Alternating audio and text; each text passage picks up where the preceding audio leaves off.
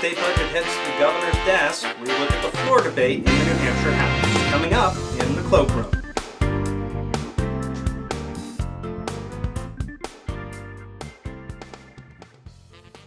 Hi, and welcome back into the Cloakroom, a weekly video magazine from the Josiah Bartlett Center for Public Policy.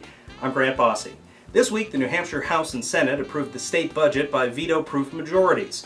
The two-year, $10.2 billion budget cut state spending by 10%, filling the largest budget gap in the state's history, without any increases in taxes or fees. Most every department of state government saw significant cuts.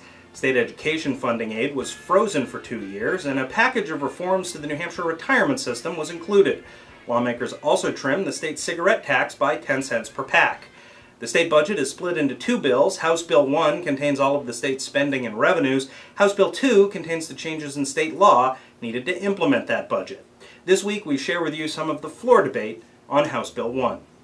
This conservative legislature has produced a radical budget that is destructive of our New Hampshire values of common sense, fairness, and responsibility. Their claim that this budget is frugal is mistaken and short-sighted. While frugal in the short term, the budget doesn't invest in the future. The long-term cost of refusing to prepare for what's ahead will be massive by comparison. We will have an undereducated workforce, poor infrastructure, environmental degradation, and a stagnant economy. Hundreds of public sector jobs are being eliminated without serious consideration of present and future needs. The developers of this budget adhere blindly to a national Republican agenda to slash the size of government, no matter what the societal costs. Its supporters argue that only private business can lead successfully, and that government planning and initiatives play no positive role in creating a vibrant economy. The consequences of such principles on our state will not be ideological or abstract. They will threaten the well-being of our citizens and break the social contract embodied in our democratic ideals. We had some very good tools that we used, more especially audits and performance audits. You've heard cuts described that were doom and gloom, slash and burn. If you read an audit report that says mental health centers are billing us wrongly for a big percentage of the patients, and we say to those mental health centers, you're not going to do that anymore. How are we denying mental health care to people who wrongfully were billed for? When we read about the number of state troopers there are, and in a 40-hour week, in a performance audit, it said in a 40-hour week they might spend 7 hours on patrol. I think there's a scheduling problem. I don't think we're being denied safety or coverage. I think someone's got the wrong kind of scheduling. 6 hours on accident investigation and 5 hours on administrative tasks. I think there's a real scheduling problem. 6 layers of management from the trooper to the colonel. What do they all do? So there are room for improvement. We also had some very practical studies that were done by professionals, like in the system of the courts. There were some real experts that got together on that, and the court agreed and came to us and said, we want to do what this report says. So we helped them. Corrections. I got letters from inside the prison. They really looked unusual because they were made on a typewriter. When was the last time you saw one? You see a letter from a typewriter, it looks very unusual. Telling these stories like, you know, usually there's one corrections officer at meal time, but on Christmas, double time and a half, there are 5. And the lowest rank is sergeant. There are room for improvement. This is not slash and burn. Here we are, budget time. Just think about a little over, not quite a year ago, we were putting our name on the line to sign up to run for this office. Then we went out campaigning on new jobs. All we heard We will create new jobs. One or two we did. They're at the Department of Unemployment Security. This budget will kill jobs in both the public and private sector. This is my 10th budget. 7 before, I was in a minority. I'm sure you're used to that. But this one hurts people and our long-term effects on our state economy. I feel like a parent that went away for the weekend and came back after teenagers had a wild party and things got broken in the house. It's going to take us a long time to fix the mess. In promising to create jobs, all this budget does is launch an assault on our working families in both the public and private sector. Almost $4 out of every $10 in this budget goes to Health and Human Services. Is that a slash? That's the biggest program we have in this state.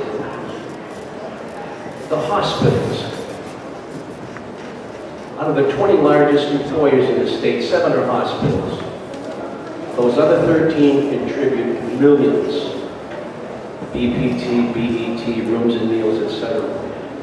The hospitals contribute nothing in BET, BPT, meals and rooms, or even property tax. Now they will be required to. For the first time, maybe they won't be able to do their multi-million-dollar construction programs for new places to add to our bills. It's probably appropriate, but the critical access ones will still get the same money they got last year. Stole $30 million from Manchester? How can you steal it from them when they didn't get it last year? We continue to call her. This is the kind of thinking we get in the federal government. If you didn't give me what I asked for, you slashed my budget.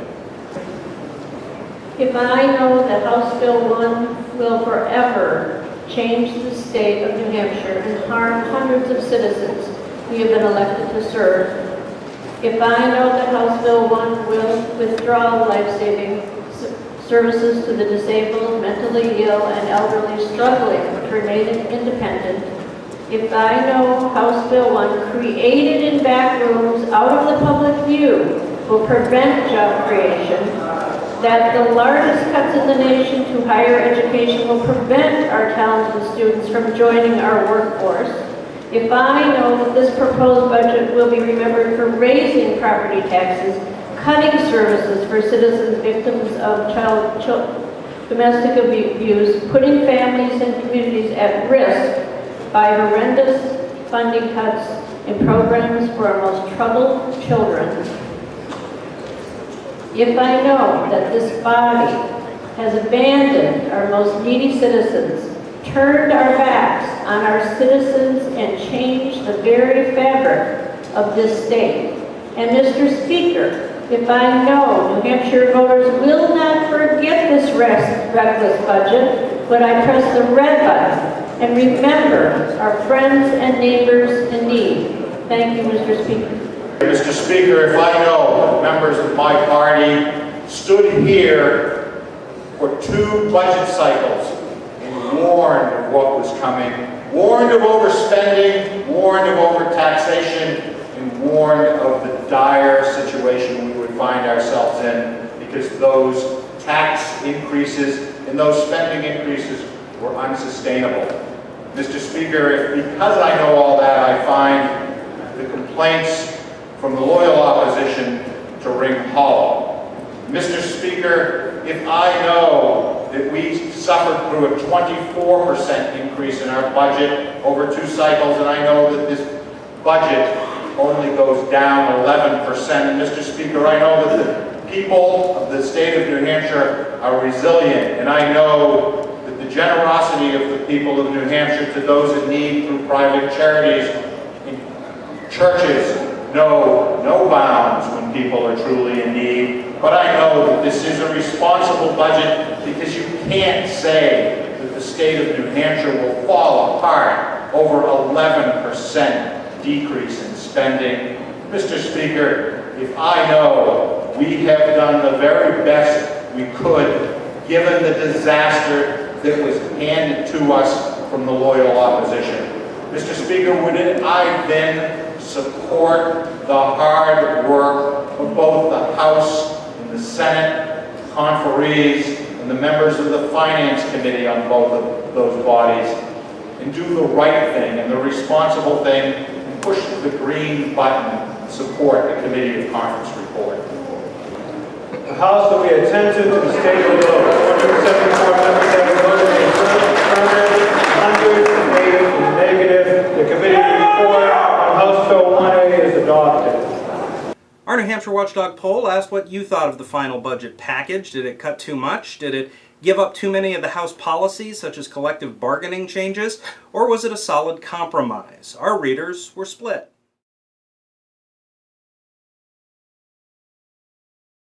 The budget now heads to Governor John Lynch, who can sign it, veto it, or let it pass into law without his signature. That's what we're asking in this week's poll. You can vote at newhampshirewatchdog.org. Tune in next week to the Cloakroom to get the results. For the Josiah Bartlett Center for Public Policy, I'm Grant Bosse. Thanks for watching.